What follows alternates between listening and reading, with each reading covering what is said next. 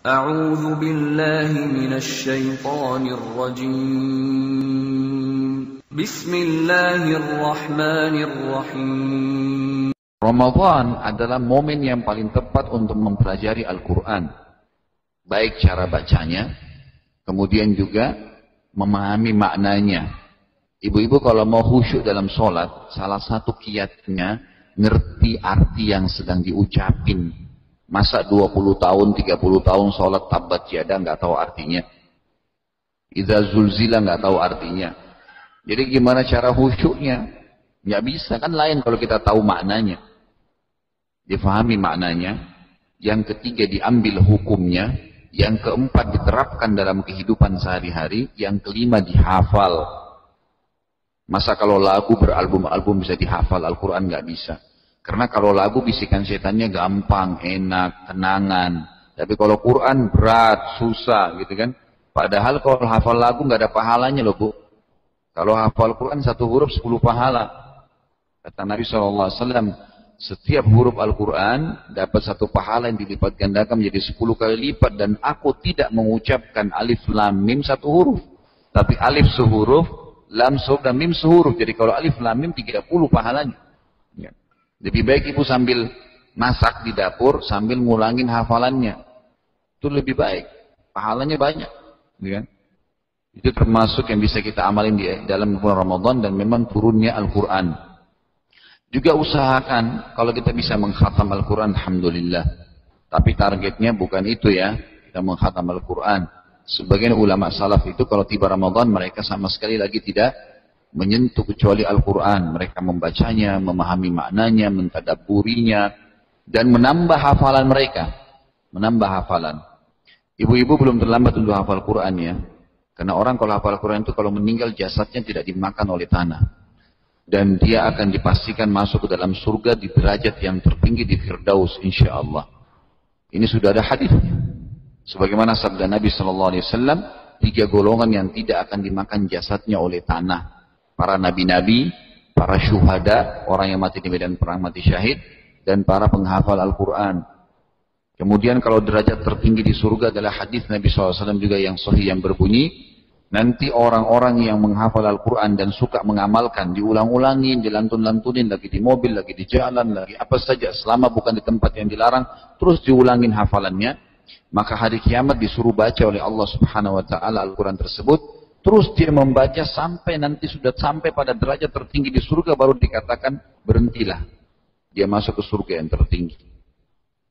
Sudah semestinya kita lakukan. Cara yang paling mudah untuk menghafal Al-Quran Ibu-ibu sekalian adalah mulailah dengan 10 ayat per hari.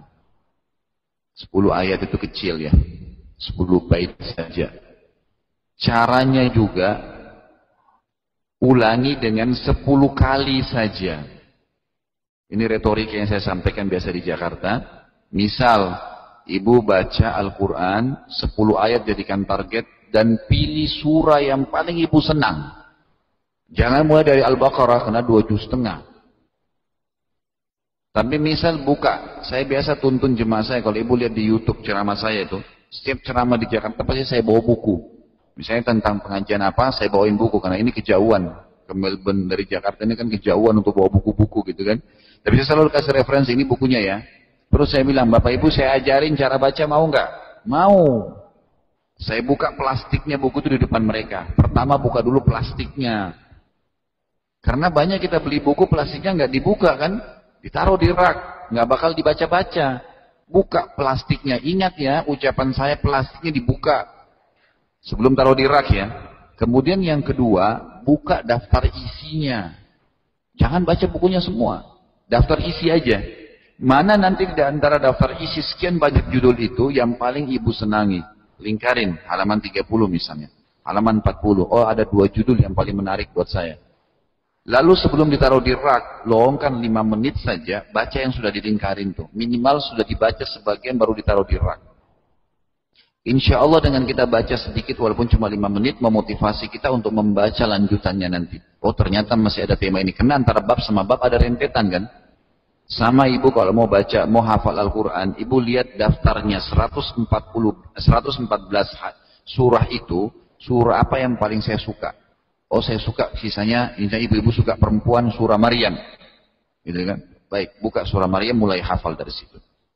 Dan mulailah dengan 10 ayat saja, diulangi 10 kali. Maksudnya begini. Ibu mulai baca surah Maryam misalnya. Kaf, ha, ya, ain, sod. 1 ayat. Sampai 10, ibu ulangi 3 kali. Kan saya bilang 10 kali diulangin ya.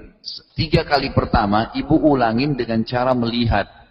Mata kita itu kamera tercanggih bu ya. Makanya orang kalau ada pembunuhan tuh, biasanya termasuk yang difoto matanya si korban. Karena ternyata mata manusia itu bisa memantulin apa yang dia lihat terakhir. Makanya banyak penjahat pakai topeng kan. Karena kalau dia tidak pakai topeng ketahuan langsung orangnya. Biasanya begitu. Mata kita ini melihat huruf itu, ya dilihat sambil kita ulangin. Niatin dalam hati mau menghafal. Karena beda ya. Kita niat mau menghafal dengan tidak niat. Pasti beda. Dia akan nyantol kalau kita niat. Baca mulai 1, dilihat ya dengan mata kepala. Putaran pertama ayat 1 sampai ayat 10 dilihat dengan mata kepala. Terus, dengarin suara ya, keluarin suara. Tidak ada baca dalam hati. Keluarin. Sholat sir saja kayak tadi kita duhur misalnya sama asar itu sebenarnya sholat sir. Sholat ngecilin suara, bukan hilangin suara. Kalau dihilangin pasti nggak khusyuk. Kecilin suara, cuman kita yang dengar, itu baru bisa. Baca surah tadi, ayat 10 ayat itu dengan suara terdengar oleh kuping, direkam oleh mata. 1 kali baca sampai 10 ayat. Yang kedua ulangin lagi dari ayat 1 sampai ayat 10. Sama, melihat, dengarin kuping. Yang ketiga ulangin lagi sama, dengan niat menghafal sekali lagi. Yang keempat, ibu-ibu ulangin tidak melihat sama sekali. Ulangin itu 10 ayat, tidak melihat. Coba.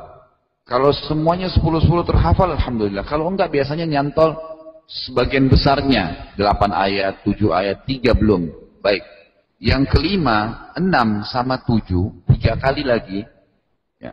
Ini dilihat lagi seperti 1, 2, 3 tadi. Ulangin lagi melihat, baca lagi dengan suara terus. 3 kali kayak tadi. Itu jelas ya. Yang kelima, 6, 7. Kemudian 8, 9, dan 10 itu 3-3-nya diulangi tanpa melihat lagi.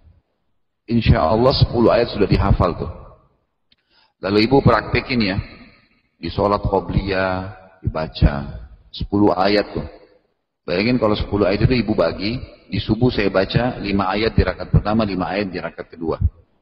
Nanti duhur ada qobliyah duhur dibaca lagi. Qobliyah duhur kan ada 4 rakaat. Bisa dibaca lagi. Ya 10 ayat dibagi 2-2 ayat nih, atau 3-3 ayat atau 2-3 ayat, pokoknya terserah. Jadi diulangi lagi di qobliyah duhur, diulangi lagi di duhur, diulangi lagi di ba'diyah duhur. Di qobliyah asar juga ada 4 rakaat, diulangin lagi, di asarnya diulangin. Maghrib nanti ada qobliyahnya, ada maghribnya, ada ba'diyah maghrib.